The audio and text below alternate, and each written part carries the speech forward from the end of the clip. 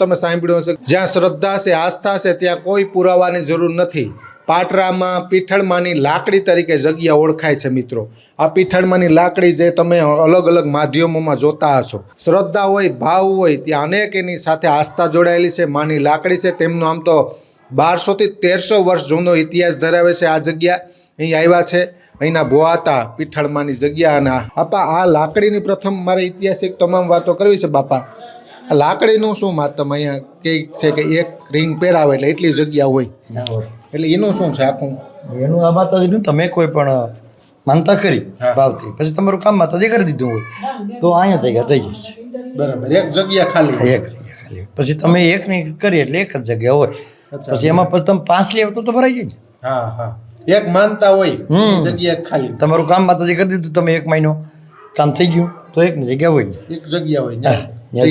છે અને રી. અચ્છા, આજ આખો દી હવન હતું તમે વાત કરો. તમારું નામ શું બાપા? મારું નામ માનસુરભાઈ, ભુવાતાનું નામ છે નાગાજણભાઈ. નાગાજણભાઈ, આજે તમે આખો દી આજ હવનના હિસાબેથી માનતા જે સડી છે, ઓછામાં ઓછા નહીં હોય તો 15 થી 20 સાપડાની માનતા સડી છે. પણ એક સાપડો સડાવો એટલે એક સાપડાની જગ્યા થઈ જાય. બરાબર. પણ એ શ્રદ્ધા અને વિશ્વાસ, તમે માનો કે એક આરે 10 સાપડા લઈને આવો તો એ માતાજીનું ઓલું કર્યું કહેવાય. પણ માનો કે તમને શ્રદ્ધા છે ને તમે માનતા લઈને આવ્યા હોય તો તમારે જગ્યા ન હોય તો ત્યાં જગ્યા થઈ જાય. હા, એક માનતા મારો એટલે એક જગ્યા હોય. હા, પછી એક સાથે 5-7 લઈ આવે તો જગ્યા ન રહે.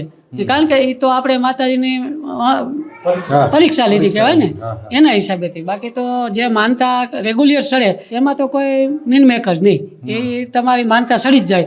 અને કદાચ જગ્યા ન હોય તો તમે આ સાપડો ત્યાંથી તમે લઈ નીકળો એટલે આયા જગ્યા એની થઈ જાય. અચ્છા, વાહ. અને આ ફળા છે એ તો બેસાડેલા છે કે નહીં? આ થડા છે જે માતાજી અમને અમુક સમય પહેલાં માં જે ઘણા વર્ષો થઈ ગયા, રા નવગણની સમયમાં માં થઈ ગયા. આજી કાંઠે માતાજી મંદિર બનાવ્યું અને ત્યાં હમાઈ ગયા. પછી ચારણોને કહેતા ગયા હતા કે તમારે માતાજીનું ફળું બનાવી અને મને એ દિલથી તમારી ફળામાં પૂંજવાની, એટલે હું હાજર રહીશ, ગમે તે એ ઊભી રહીશું.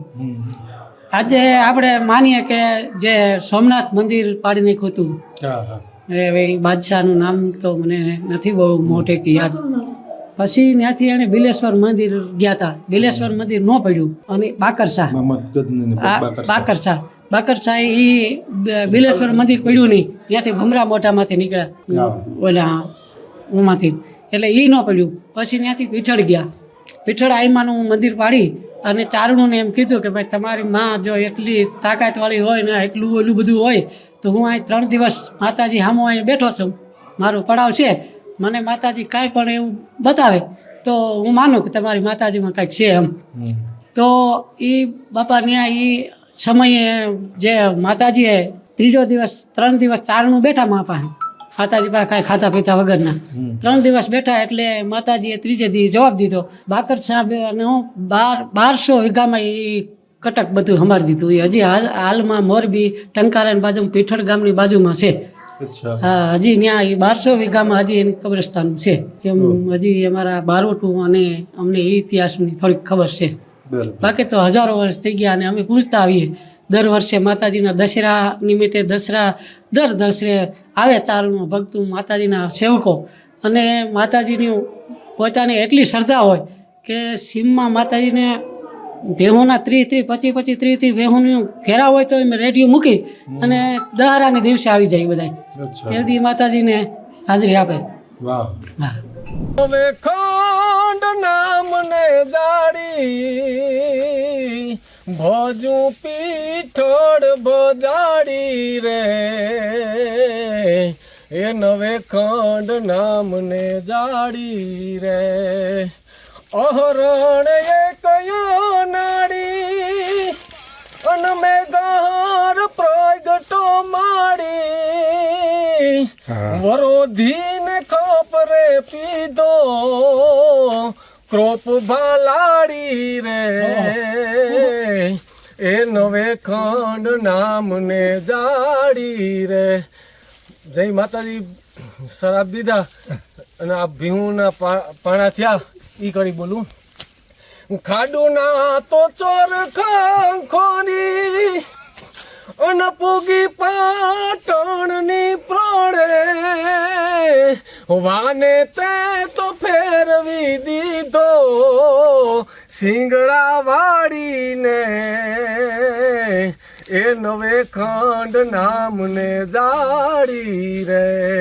એટલે મિત્રો આજે વાત કરી પીઠળમાંની લાકડી અંગેની મહત્વની વાત, અને આજે પાટરામાં છે અમે તો બીજું કા પીઠળમાંનો જન્મોત્સવ આજે અહીં થઈ રહ્યો છે. સરસ મજાનો કાર્યક્રમ, યજ્ઞથી લઈને ધ્વજારોહણનો કાર્યક્રમ દિવસભરનો હતો, અને સાંજે વાત કરીએ તો ભજન સંતવાણી કહીએ છીએ તે સાંસ્કૃતિક કાર્યક્રમ છે. માનસુરભાઈ ગઢવી છે આપણી સાથે, થોડી વાત તો કરી પીઠળમાંની એ જે લાકડી વિશે અને એ પરંપરા વિશે, પણ થોડુંક આ વાત સમજવી છે કે અહીંનો એક ઇતિહાસ હોય છે, આ જગ્યાનો પણ ઇતિહાસ છે. આ ઇતિહાસની થોડી વાત કરી છે મારે. ડુંગર ઉપર પ્રથમ હતા, કારણ કે ગોવાડ સાથે જોડાયેલી આખી ચારણો સાથે જોડાયેલી પરંપરાની વાત છે. આખો ઇતિહાસ જે ખ્યાલ હોય, જો કે સંપૂર્ણ માહિતી અત્યારે ન હોય, અમુક લોક વલણ ઉપર ઉતરી આવેલી માહિતી પણ હોય, તો તમને જે ખ્યાલ હોય એ થોડી વાત કરો. હાજી, જાણે વાત એવી છે મામા કે વિક્રમ સંવત 18ની સાલમાં બાટી ચારણુના 500-700 ઘર હતા. ગોંડલની બાજુમાં ડયા ગામ આવેલું છે. ડયામાં અમારું વસવાટ. તો એ સમયમાં થોડુંક માલધારી વલણ ખરું, એટલે માલધારીનું જે માલઢોર હોય એ નુકસાની કરતા હોય, એટલે ત્યાંના જે મેન હતા રાજા, એ રાજાએ કીધું કે ભાઈ આ માલ છે એ નુકસાની બહુ કરે છે, તો તમને સારી જગ્યાએ, તમને ચારણું છો, અમે તમને કાંઈ કહી ન શકીએ, પણ તમે સારી જગ્યાએ તમે કહો ને અમે તમારે માલને તમને મૂકી જઈએ. એટલે ચારણું છે એને વિચાર કર્યો કાંઈ વાંધો નહીં કે આપણે ભાઈ આ કાયમનું નુકસાની કોઈને પહોંચાય નહીં ને ખેડૂને. તો એ ગોંડલની જમીન પ્રખ્યાત અને વખણાવમાં, અને એ સમયમાં માલધારીને છરખડા ડુંગરે મૂકી ગયા. ત્યાંથી હા, છરખડા ડુંગરે બાજુમાં અહીંથી 5 કિલોમીટર થાય. સરખડા ડુંગરે મૂકી ગયા એટલે ચારણો એની વસવાટ કર્યો. 400-500 ભાઈઓના ઘર હતા, એ બધા આજુબાજુમાં રહ્યા, અને આનંદથી કુસા બુસા માલને સરવાનું બહુ સારું. કુસા એટલે ખડ સરવાનું, આપણી ભાષામાં કુસા કહીએ. ખડ સરવાનું બહુ સારું, એટલે માલ છે એ રેઢો રખડે, શરીર વયો આવે, સાંજે આવીને ધોઈ લે, ને આખોથી ચારણું ને આળસ તો ભેગી જ હોય. આળસું વરણ ને એ ભીના ખેડી હોય, ભીની કરીને ભૂઈ જાય આખો દી. પછી કાંઈ કોઈ જાતનું ટેન્શન ન હોય, માલ રખડીને વયો આવે, સાંજે દોઈ લે. એવી રીતે 2-5 દી 15 દી ગયા, અને કોઈ અધર્મી માણસો નીકળ્યા અને માલને દેખી ગયા. હા, વિધર્મીઓ નીકળ્યા એવા, અને માલને દેખી ગયા કે આ તો રેડિયો રખડે છે ભેહું, તો આ બધી ભેહું આપણે લઈ જાય આપણે ગામ. એ લોકો એને ગામ લઈ ગયા. પછી સાંજે ભેહું પાછું ઘરે ન આવ્યું, ઘરે આખો દી રખડીને સાંજે માલ ભેહું ઘરે વયું આવ્યું, પણ આજ આવ્યું નહીં. એટલે ગોવાળું છે એ બધાએ સાંજે ગોતવા માંડ્યા, પણ કોઈને જેડ્યું નહીં ભેહું, જેડ્યું નહીં. એટલે બધાએ મા પાસે પ્રાર્થના કરવા બેઠા. માતાજીનું જે માંડલું છે, લાકડીના દર્શન કર્યા, એની પાસે માંડલું છે. એ માંડલું પહેલેથી હાલો આવે મમ્મા. હા, આજથી હજારો વર્ષ પહેલાનું એ માંડલું છે. હા, માંડલું એટલે માતાજીનો પાલક. હા, અમે માંડલું કહીએ આપણી ભાષામાં. એ એને પાલક કહેવાય, માતાજીનું પાલક બેહવાનું. હા, માતાજીના જે ફળા બેહાડીએ એને પાલક કહેવાય. એ પાલક છે. એ પાલકની સામે ચારણું જઈ અને 5-15 બધા ભાઈઓ જઈને બેઠા મા પાસે કે માં હવે અમારે કઈ લઈ લેવી, અમારી પાસે કાંઈ છે નહીં, જે હતું એ બધું તો વયું ગયું. ભેહું સિવાય તો કંઈ હતું નહીં મામા, એ જ હતું. એટલે ભેહું બધું લઈને વયા ગયા છે. હવે અમારે આ વિધર્મીનું ગોતવા ક્યાં? એટલે ચારણોએ મા પાસે અરજી કરી. માએ અરજી સાંભળી. 12 વાગ્યાનો મધર ભાંગ્યો, અને મમ્મા એ માતાજી આ ભૂઈમાં હતા ને સપને આવીને કીધું કે અહીંથી આ ડુંગર ઉપર તમે ચડો ને એટલે આમાં બાકુલો ડુંગર દેખાય. માતાજીએ સપનામાં આવીને રૂબરૂ કીધેલું. મમ્મા, આ હકીકતની વાત છે. જો માતાને માણસને અંદર બેસે ને તો આ વાત નીકળે. એટલે હકીકત કીધું કે ભાઈ આ છરખડા ડુંગર ઉપર ચડો એટલે આમાં બાકુલો ડુંગર દેખાય. ત્યાં હું તમને આ લાકડી આપું, એ લાકડી લઈને તમે જાજો. ત્યાં બાજુમાં પાટણ ગામ આવેલું છે, તો પાટણમાં એ લોકો ભેહું હાકી ગયા છે, તો એ ભેહું પાછી તમે લઈ આવો. એટલે એ બધાએ અહીંથી ચારણું સવારમાં આઈમાં વાત કરી ભોઈમાં. એટલે સારનું બધાએ ગયા, માતાજીને ભેહું લઈ ગયા હતા બધા ચારણું ત્યાં લેવા. એટલે છરખડા ડુંગરે ગયા, ત્યાંથી બાકુલા ડુંગર, ત્યાંથી બાકુલા ડુંગરે ગયા. બાકુલા ડુંગરે જે માતાજી કીધું હતું હું લાકડી આપું છું, એ લાકડી ત્યાં ગયા એટલે માતાજી જે કીધું હતું કે સિંદૂરના થાપા હતા, બાજુમાં લાકડી પડી હતી, એ લાકડી આપી, સિંદૂરના થાપા દર્શન કર્યા અને માતા ચારણોને એમ થયું કે નહીં માં આપણી ભેગી છે. એ લાકડી લઈ અને પાટણ ગયા. એ ભેહું પાછી લાવી સરખડા રાખ્યું, સરખડા રાખી અને બધા ભાઈઓ ભેગા બેસી અને નક્કી કર્યું કે ભાઈ હવે આ ભેહું આવ્યું એનું આપણી તો લઈ આવ્યા, પણ જે બીજું ભેહું ભેગ્યું હતું એ લોકોનું એની લઈ આવ્યા. અચ્છા, એ હા, એ ભેગી લઈ આવ્યા. તો ભેહું લઈને આવતા હતા ને જ્યારે મમ્મા ત્યાં એ લોકોને એવું થયું કે માતાજીએ એને એવું દ્રશ્ય બતાવ્યું કે જે લાકડી હાથમાં હતી એ જે ગામના 50 જણા મારવા આવ્યા એટલે હા બાંધવાતા આવે ને આપણે કોકની ભેહું લઈ આવીએ, માનો કે કોઈ પણ તમારે એક બોલ પેન છે હું લઈ જાઉં તો તમે મને કીધો મારવા આવો, એટલે ઓલા લોકો બાંધવા આવ્યા એટલે માતાજીની જે લાકડી હતી ને એક જણા પાસે એને 1-2 જણા ખાલી આમ ટપોરો કર્યો હતા તો અગ્નિ શરીરમાં ઉપડી ગઈ. અગ્નિ ઉપડી ગઈ એટલે ભાગવા માંડ્યા બધા. એ કે આમાં કંઈક છે એ કે ભાગો. એ લોકો પછી ભેહું બધી એની મૂકીને એ પોતે વ્યા ગયા અને ચારણું છે એ ભેહું નેહડે લઈ આવીને પછી બધા ભાઈઓ નક્કી કર્યું કે ભાઈ હવે આ ભેહુંનું કરવું હું. તો એ લોકો અહીંયા ન પૂગ્યા એટલે જુનાગઢ નવાબ સરકારનું રાજ ત્યાં જઈ અને એ લોકોએ ફરિયાદ લખાવી અને ફરિયાદથી માલધારીને તકલીફ, ખાખી લુગડું દેખે એટલે બીએ, માલધારી બીએ.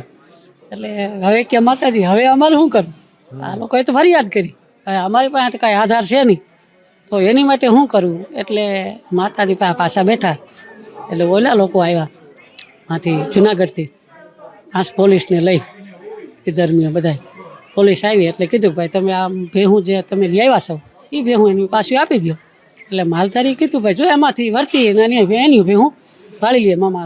આ હકીકતની સત્ય ઘટનાની વાત છે કે એની ભેહું જો તો એ વર્તી લે તો એ એની ભેહું આમાંથી કાઢી લે, એમ આ ઘેરા ઊભા એમાંથી એની ભેહું વર્તી પોતાને ઓળખી લે અને લઈ જાય. તો એ છે એ બધા માંડ્યા ગોતવા પણ ભેહું ક્યાંય મળે નહીં. જે વાન હતો ને ભેહુંનો એ ફેરવી નાખ્યો. અચ્છા, કલર ફરી ગયો. એટલે અમારા દુઆમાં કીધું, સંતમાં કીધું માતાજીને કે વાનને તો ફેરવી દીધો તે હિંગડા વાળી, વાન એનો ફેરવી નાખ્યો હિંગડા વાળી દીધા, પેલી હતી એને કુંડિયું કરી દીધી. હા, એટલે એ છંદમાં કહે છે કે વાન એનો તે ફેરવી દીધો હિંગડા વાળી. એટલે આ પીઠળને એ પરસો ન્યાય માતાજીનો એવડો દીધો. પછી બાટી ચારણોને કીધું કે હવે આ ભેહું તમે જે આવ્યું છે એ બધું તમે ભાગ પાડીને ભાઈઓ રાખી લ્યો. એટલે ચારણું છે એ ભાગ પાડવા માંડ્યા. ભાગ પાડતા એકાદા ભાઈને નબળી ગઈ. એમાંથી જ્યાં ભાઈઓની તકરાર થઈ તો માતાજી કે આને મેં દીધું પણ ખાઈ નહીં શકે. એ ભેહું માતાજીએ મામા સિંહનું સ્વરૂપ લઈ અને સરખડા ડુંગર ઉપર ચડાવી દીધી. એ હજી પથ્થર ઊભા છે ત્યાં આજની તારીખમાં. વિક્રમ સંવત 18ની વાત છે આ, કે હજી પથ્થર એવા ને એવા પથ્થર સ્વરૂપે ભેહું થઈ ગયું. હજી તમે આમ સેટેથી જોવો એટલે તમને થાય ભેહું છે. આ વાત છે મમ્મી, આખો ઇતિહાસ છે મમ્મી. અહીંયા પાટરાની અંદર 3 કાર્યક્રમ હોય છે, આમ તો કે બે આ તમારી પરંપરા બરાબર ને? હા, મારી પરંપરા 2 કાર્યક્રમ હોય, એક તો આજે આમ તો વસંત પંચમી પણ છે આજે અને એક દશેરાનો. દશેરાનો મેન કાર્યક્રમ, મેન દશેરાનો એ અમારા કલાકારો ટોટલ હોય. ભીખુદાનભાઈ તો હવે અટાણે મૂકી દીધું, નકર તો ઓછામાં ઓછા 10 પ્રોગ્રામ ભીખુદાનભાઈ અહીં કર્યા. પછી લાખણસિંહભાઈથી માંડીને ગમે એ કલાકાર, રાજભા અમારે અટાણે ઘરેણું છે અમારું, અને એ પણ માતાજીના સાનિધ્યમાં આખી રાત સવાર સુધી એનું જે માતાજીને ફૂલ ચડાવવાના હોય એ પોતે ચડાવે. આભાર દર્શક મિત્રો, ધન્યવાદ.